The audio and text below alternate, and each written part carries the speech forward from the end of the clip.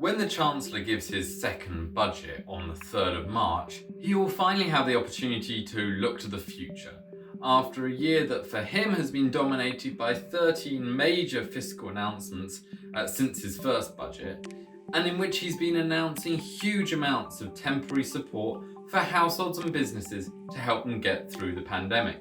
So what will Rishi Sunak talk about in the budget? I think he's likely to touch on three major issues. First, Mr. Sunak will talk about the state of the public finances.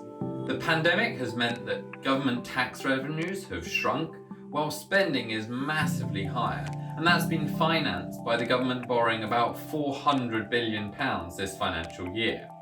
Now, while government interest rates are extremely low, this borrowing doesn't cause too much of a concern, but it can't go on forever, and so it's likely that the Chancellor will have a broad plan to bring the deficit back down. Mostly, this plan is going to involve getting the pandemic under control and reopening the economy.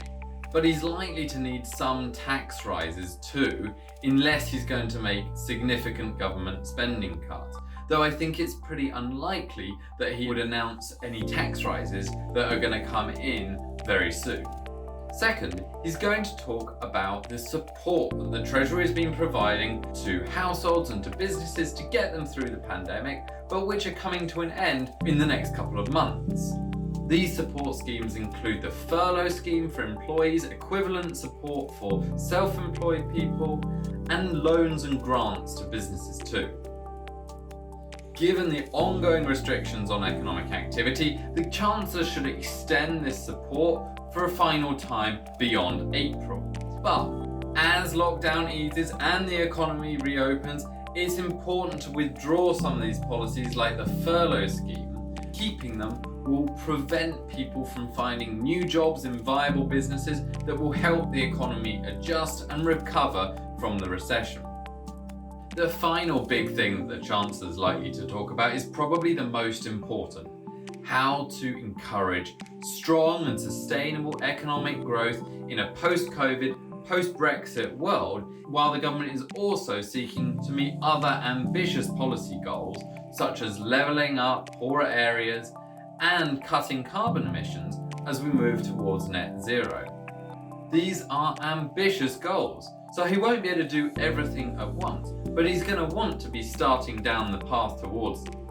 The Chancellor might need some short-term targeted policies to help combat the after effects of the pandemic, such as providing more funding for education for young people who've missed out about £30 billion worth of face-to-face teaching over the last year. There are higher NHS waiting lists because of the number of appointments and operations that have been cancelled because of COVID, and targeted support to help people, particularly younger adults, back into work.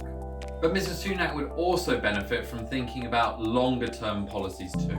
For example, it's important to encourage companies to invest and locate themselves in the UK. How can we do this? Well, by giving clear and transparent regulations, clarity over the future of the economic policy environment, reducing disincentives to invest in the tax system, and providing world-class digital and physical infrastructure. There's also likely to be continued interest in boosting UK research and development spending. Now, all this may not sound sexy, but it is incredibly important in the longer run.